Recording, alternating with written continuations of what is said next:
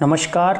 आज हम इस वीडियो में ऋग्वेद के प्रथम मंडल के 25वें सूक्त वरुण सूक्त को पढ़ेंगे, जिसमें ऋषि शुनहशेप द्वारा वरुण देवता की स्तुति 21 मंत्रों द्वारा गायत्री छंद में की गई है। वरुण देव द्युलोक स्थानीय देवता है।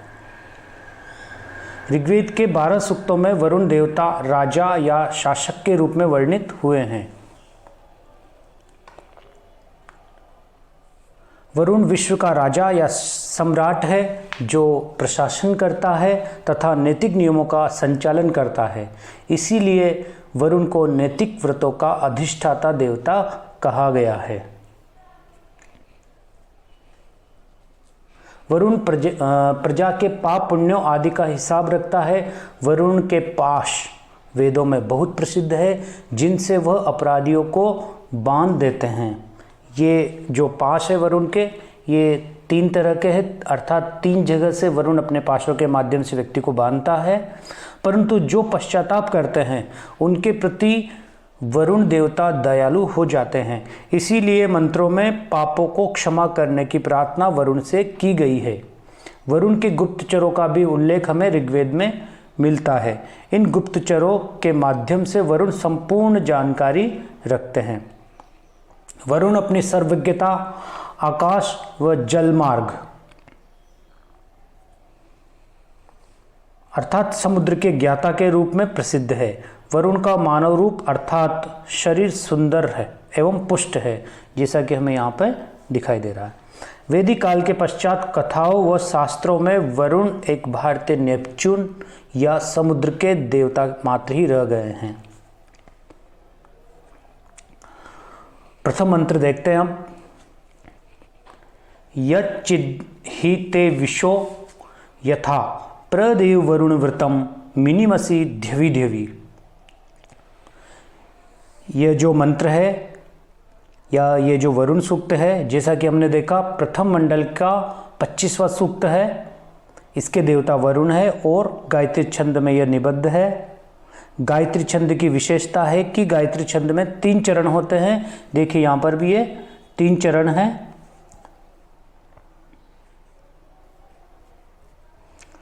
और प्रत्येक चरण में 8-8 वर्ण होते हैं। इस प्रकार गायत्री छंद में कुल 24 वर्ण होते हैं। अर्थ देखते हैं इसका। शुनहशेप ऋषि कहते हैं, देव वरुण अर्थात हे वरुण देवता, विशो यथा, विशः अर्थात प्रजाजन, यथा यानी समान, अर्थात अन्य प्रजाजनों के समान हे वरुण देवता, ते यानी तुम्हारे, यच्चिद ही तुम्हारे जिस किसी भी व्रतम व्रत या नियम को, ध्यवि ध्यवि अर्थात प्रतिदिन, जो ध्यवि ध्यवि शब्द है वह लौकिक संस्कृतम में दिनम दिनम होता है। ये वैदिक संस्कृत है तो यहाँ पर वही शब्द ध्यवि ध्यवि बना है। ध्यो शब्द जिसका अर्थ दिवस है, ये उसका सप्तमी एकवचन है। ध्यवि ध्यवि अर्थात प्रतिदिन, हम प्रतिदिन प्रमिनिमसी। वेदों में जो उपसर्ग होता था उसका क्रिया से अलग भी प्रयोग होता था, उसका यहाँ पर हमें दिखाई दे रहा है। देखो यहाँ पर है और क्रिया का प्रयोग यहाँ पर है, लेकिन जब अन्वय करेंगे अर्थ स्पष्ट करने के लिए, उस समय इनको मिलाकर अर्थ स्पष्ट करेंगे तो यहाँ पर बनेगा ये प्रमिनिमसी, अर्थात प्रमाद से हम उल्लंघन करते हैं या हम तोड़ते हैं आपके व्रतम अर्थात नियमों को, उसके लिए आप हमें दंडित न करें। एक बार फिर से शॉर्ट में इसका अर्थ पंक्तिशः देख लेते हैं। देव वरुण अर्थात हे वरुण देव, विशो यथा अर्थात अन्य प्रजाजनों के समान, ते तुम्हारे, यच्चिद ही तुम्हारे जिस किसी भी व्रतम व्रत या नियम को, ध्यवि ध्यवि यानी प्रतिदिन प्रमिनिमसी अर्थात प्रमादवश हम जो तोड़ देते हैं या उस नियम का हम उल्लंघन कर देते हैं, उसके लिए हे वरुण देवता आप हमें दंडित न करें, हमारे प्रमाद का परिमार्जन कर दें, हमें क्षमा कर दें। ये आगे के मंत्रों से इसका समायोजन होकर इसका अर्थ स्पष्ट होगा इस प्रकार से। अगला मंत्र देखते हैं। मानो वदाय हत्नवे जिहिणानस्य रीरदः मां हिरणानस्य मन्यवे। इस मंत्र में जो ऋषि सुनहसेप है उनका अभिप्राय है कि वरुण देव उसे किसी भी व्यक्ति के क्रोध का पात्र न बनावे। वरुण देव सदैव उसे अपने संरक्षण में रखे तथा शत्रुओं के क्रोध से बचाए। देखिए, जिहिणानस्य अर्थात अनादर या अपमान करने वाले शत्रु के। जो जिहिणानस्य शब्द है यह हेड धातु से शानच प्रत्यय करके बना है। ड को ल उच्चारण होता है यहाँ पर, और यह षष्ठी विभक्ति के एकवचन का रूप है। तो जिहिणानस्य अर्थात अनादर या अपमान करने वाले शत्रु के। हत्नवे, हत्नवे का अर्थ है विनाशकारी। हत्नु से चतुर्थी के एकवचन में यह रूप बना है। हन धातु क्नु प्रत्यय, तो हत्नवे अर्थात विनाशकारी। वधाय, वधाय अर्थात शस्त्र के लिए। वधाय शब्द में चतुर्थी विभक्ति है, इसका अर्थ शस्त्र है यहाँ पर, तो वधाय शस्त्र के लिए। एक बार फिर से अर्थ देख लेते हैं स्पष्ट इसको, कि जिहिणानस्य अर्थात अनादर या अपमान करने वाले शत्रु के। हत्नवे अर्थात विनाशकारी, वधाय शस्त्र के लिए। नह अर्थात हमको, ऋषि बोल रहा है कि हमें, माँ यानी मत, रीरधः, रीरधः मतलब मत सौंपो, हमें उसके लिए समर्पित मत करो। जो रीरधः शब्द है वो राध संसिद्धौ धातु से अटहीन लुंग लकार होकर मध्यम पुरुष एकवचन में बनता है, रीरधः। तो अभी तक की दोनों पंक्तियों का अर्थ हुआ जिहिणानस्य हत्नवे वधाय न मा रीरधः, अर्थात हे वरुण देव अनादर करने वाले शत्रु के विनाशकारी शस्त्र के लिए हमें मत सौंपो या हमें समर्पित मत करो। हिरणानस्य अर्थात क्रुद्ध बने हुए शत्रु के, अर्थात जो शत्रु क्रोधित हुआ है, क्रोध से युक्त है, उसके मन्यवे अर्थात उसके क्रोध के लिए या उसके क्रोध का पात्र माँ अर्थात हमें मत बनाओ, हमें उसके क्रोध का पात्र मत बनाओ। इस प्रकार से ये मंत्र भी हमारा स्पष्ट हुआ। विम्रेलिकाय ते मनो रथिरस्वम न संदितम गीर्भीर वरुण सीमहि। इस मंत्र में सुनहसेप वरुण देव की स्तुति करते हुए कहते हैं कि मृलिकाय अर्थात हमारे सुख या कल्याण के लिए, ते अर्थात तुम्हारे, अर्थात हे वरुण देवता तुम्हारे, मनो अर्थात चित्त को या मन को, अर्थात हमारे सुख या कल्याण के लिए हे वरुण देवता तुम्हारे मन या चित्त को, गीर्भी अर्थात स्तुति वचनों के द्वारा या वाणी के द्वारा, सीमहि के साथ वी उपसर्ग आ जाएगा। जैसा कि वेदों में उपसर्ग का क्रिया से अलग प्रयोग होता है, लेकिन यहाँ पर जब अन्वय करते हैं तो इसको साथ में प्रयोग करते हैं। तो विसीमहि, विसीमहि, विसीमहि का अर्थ हुआ विशेष रूप से बांधते हैं या फिर अनुकूल करते हैं या प्रसन्न करते हैं। तो एक बार फिर से अर्थ देखिए, मृलिकाय अर्थात हमारे सुख या कल्याण के लिए, वरुण अर्थात हे वरुण देवता, ते मनो तुम्हारे मन को या तुम्हारे चित्त को, गीर्भी अर्थात वाणी से या स्तुति वचनों के द्वारा, वी को सीमही के साथ जोड़ेंगे, विसीमही अर्थात विशेष रूप से बांधते हैं या अनुकूल करते हैं या प्रसन्न करते हैं।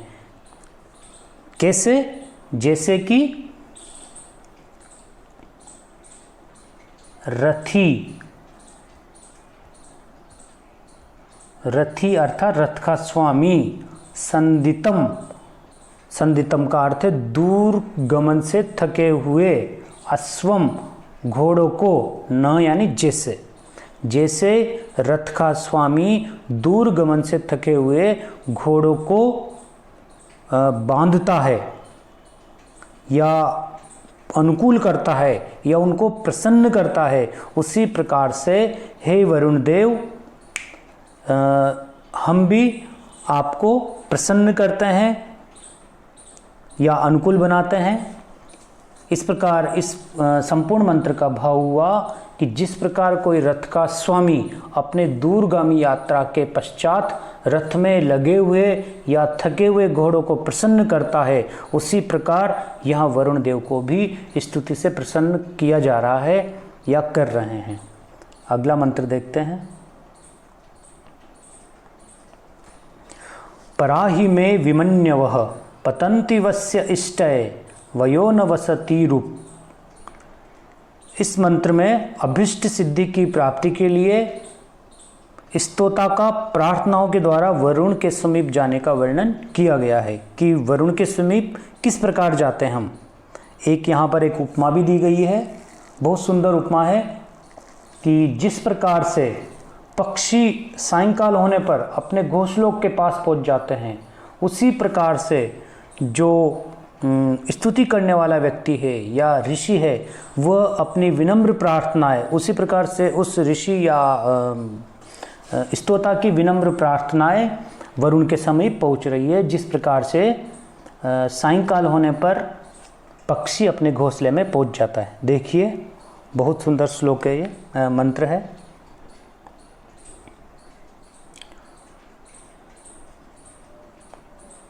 वरुण देव से प्रार्थना करते हुए ऋषि कहता है कि हे वरुण देव, ही अर्थात निश्चय ही, विमन्यवः अर्थात मेरी विनम्र प्रार्थनाएं, वस्य इष्टये अर्थात समृद्ध जीवन की प्राप्ति के लिए, परा पतंती, यहाँ पर भी परा उपसर्ग है, पतंती क्रिया है। इन दोनों का अलग अलग प्रयोग हुआ है जैसा कि वेदों में होता है, लेकिन जब अन्वय करेंगे तो दोनों को एक साथ मिलाकर अर्थ स्पष्ट करेंगे। तो परा पतंती का अर्थ हुआ समीप पहुँचती है। प्रथम पुरुष बहुवचन का रूप है ये परा पतंती। एक बार फिर से देखेंगे। हे वरुण देवता विमन्यवः अर्थात मैं विमन्यवः मेरी विनम्र प्रार्थनाएं, वस्य इष्टये अर्थात समृद्ध जीवन की प्राप्ति के लिए, परा पतंती अर्थात आपके समीप पहुँचती है। समृद्ध जीवन की प्राप्ति के लिए आपके समीप पहुँचती। कैसे पहुँचती है? न अर्थात जैसे, वय अर्थात पक्षी, वसती अर्थात उनके निवास स्थान या घोंसलों में के उप यानी समीप पहुँच जाते हैं, उसी प्रकार से ही अर्थात निश्चय ही, मैं विमन्यवः मेरी विनम्र प्रार्थनाएं, वस्य इष्टये समृद्ध जीवन की प्राप्ति के लिए, परापतंती अर्थात हे वरुण देवता आपके समीप पहुँचती है। न यानी जैसे, वह यानी पक्षी, वसती अर्थात अपने घोंसलों के उप अर्थात समीप पहुँच जाते हैं। अगला श्लोक देखते हैं। कदा क्षत्र श्रियम नरमा वरुणम करामहे मृलिकायो उरुचक्षमम। इस मंत्र में ऋषि शुनशेप की यह जिज्ञासा व्यक्त हुई है कि वरुण देव कब उस पर प्रसन्न होंगे। वह वरुण को प्रसन्न करने के लिए आतुर है। देखिए अर्थ,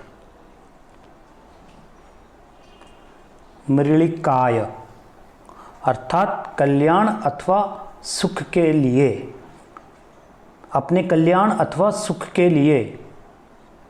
क्षत्र श्रियम अर्थात क्षत्रिय तेज से युक्त या बलवान। नरम, इसमें से आ निकलेगा जो क्रिया के साथ जुड़ेगा उपसर्ग, तो नरम, नरम अर्थात नेता।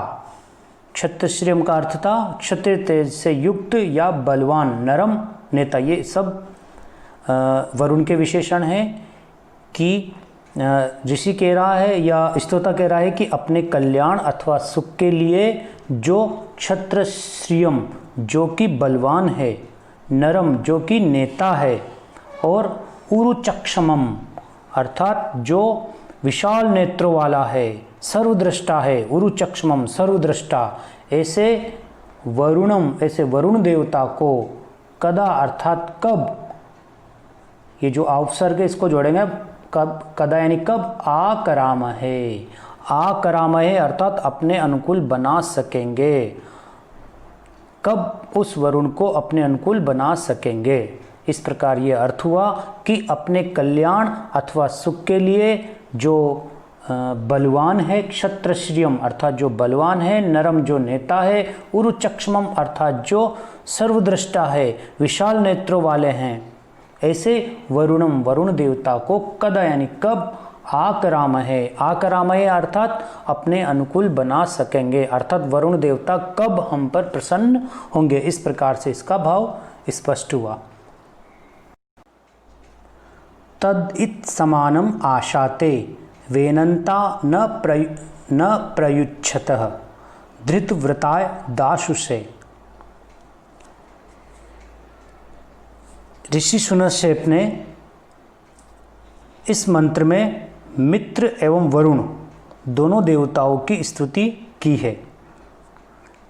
यद्यपि यहाँ पर दोनों देवताओं का नाम नहीं आया है, लेकिन यहाँ पर जो एक शब्द आया वेनंता, जो वेनंता शब्द है यहाँ पर, यह वेन धातु शत्रु प्रत्यय पुल्लिंग प्रथमा द्विवचन का रूप है, वैदिक रूप वेनंता। ये विशेषण के रूप में प्रयुक्त हुआ है यहाँ पर मित्र और वरुण दोनों देवताओं के लिए। डॉक्टर सुधीर कुमार गुप्ता है, उन्होंने इस वेनंता शब्द का अर्थ यहाँ पर किया है ज्ञानवान मित्र और वरुण। तो उसी तरह से हम यहाँ पर इसका अर्थ स्पष्ट करेंगे। तो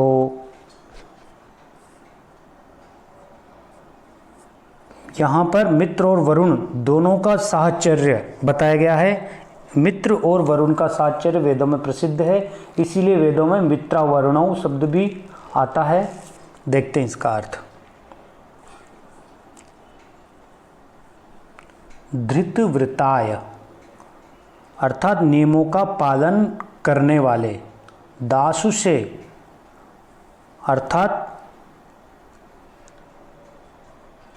हवि प्रदान करने वाले, दासुषे हवि प्रदान करने वाले। हवि कौन प्रदान करता है? यजमान। तो हवि प्रदान करने वाले यजमान के लिए वेनंता, वेनंता का अर्थ भी हमने देखा, अर्थात मित्र और वरुण देवता दोनों ही देवता। एक बार फिर से देखते हैं अर्थ। धृतव्रताय अर्थात नियमों का पालन करने वाले तथा दासुषे हवि प्रदान करने वाले यजमान के लिए, इन दोनों के लिए ही कल्याण की कामना करने वाले या कल्याण की कामना करते हुए वेनंता अर्थात मित्र तथा वरुण दोनों देवता, उनके द्वारा जो हवि दी जाती है उसको तद इत उस हवि को समानम आशाते समान रूप से आशाते खाते हैं अर्थात उपभोग करते, न प्रयुच्छत उसको उस हवि को स्वीकार करने में वे कभी प्रमाद नहीं करते हैं। इस मंत्र का एक बार फिर से अर्थ स्पष्ट करना चाहिए। देखिए, धृतव्रताय दासुषे नियमों के पालन करने वाले और हवि प्रदान करने वाले यजमान के लिए कल्याण की कामना करते हुए वेनंता अर्थात मित्र तथा वरुण दोनों ही देवता उनके द्वारा दी हुई हवि को, तद इत उस हवि को, समानम आशाते समान रूप से, निश्चय ही समान रूप से खाते हैं या उपभोग करते हैं। न प्रयुच्छत, न प्रयुच्छत अर्थात उस हवि को स्वीकार करने में वे कभी प्रमाद नहीं करते हैं। वेदायो वीनाम पदम अंतरिक्षेण पतताम वेदनावः समुद्रीयः। इस मंत्र में शुनशेप ने वरुण देवता को आकाश एवं जल मार्ग का ज्ञाता बतलाते हुए स्तुति की है तथा इस प्रकार के ज्ञान से युक्त जो वरुण देवता है वह सभी मनुष्य का कल्याण करने में समर्थ है, इस बात को भी व्यक्त किया है। देखिए,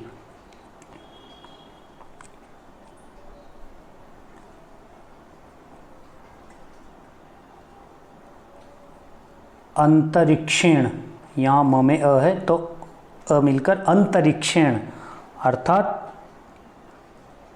वह वरुण देवता, जो वरुण देवता अंतरिक्षेण अर्थात आकाश मार्ग में, पतताम उड़ने वाले, वीनाम अर्थात पक्षियों के, पदम, पदम पदम बोलते हैं स्थान को या मार्ग को, अर्थात जो वरुण देवता अंतरिक्षेण पतताम अंतरिक्ष मार्ग से, आकाश मार्ग से उड़ने वाले पक्षियों के, वीनाम पदम पक्षियों के मार्ग को वेदा जानता है। यो यानी जो वरुण देवता, जो वरुण देव आकाश मार्ग में उड़ने वाले पक्षियों के मार्ग को जानता है तथा जो समुद्रीय अर्थात समुद्र में चलने वाली नावः नौकाओं के या जलयानों के, जहाज के मार्ग को भी या उनको भी वेद जानता है। इस प्रकार के ज्ञान से जो परिपूर्ण है वो हमारा कल्याण करने में अवश्य समर्थ है। इस प्रकार से इस मंत्र से एक तथ्य स्पष्ट होकर निकलता है कि वैदिक काल में समुद्रों पर नावों अथवा जहाज़ों का प्रयोग अच्छी प्रकार से किया जाता था।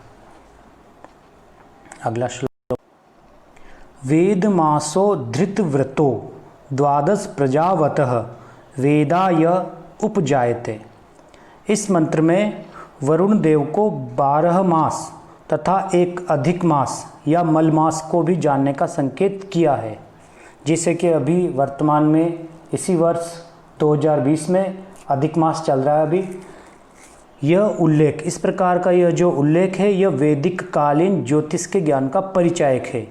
उस समय तक आर्यों ने वर्ष में 12 महीनों को तथा अधिक मास को भी ज्ञात कर लिया था। देखिए इसका अर्थ स्पष्ट करते हैं अभी।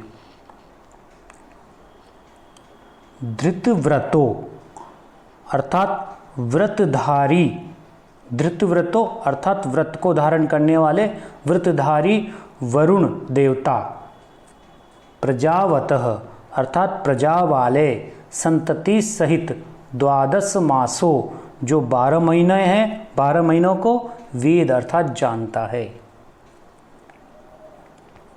धृतव्रतो अर्थात व्रतधारी वरुण देवता, प्रजावतः अर्थात प्रजा वाले, संतति सहित 12 मासों 12 महीनों को वेद यानी जानता है। वेदा य उपजायते, और जो उपजायते अर्थात जो अधिक मास उत्पन्न हो जाता है, यह यानी जो उपजायते अधिक मास जो उत्पन्न हो जाता है, वेदा अर्थात उसको भी वह वरुण जानता है। इस प्रकार से यहाँ पर वरुण देव की सर्वज्ञता व्यक्त हुई है और वैदिक कालीन जो ज्योतिष है उसका जो ज्ञान है उसको भी यहाँ पर बताया गया है। वेदवातस्य वर्तनिम उरोरिश्वस्य बृहतः वेदा ये अध्यासते। इस मंत्र में भी शुनशेप ऋषि ने वरुण देव की सर्वज्ञता को बताया है। देखिए, वह वरुण देव उरो, यहाँ पर म में से ऊ निकला और रो तो उरो हो अर्थात अत्यंत विशाल, ऋष्वस्य अर्थात सर्वत्र आने जाने वाले या सर्वत्र आवागमन वाले, बृहतः महान, वातस्य वायु के, वर्तनीम अर्थात मार्ग को, वेद अर्थात जानता है।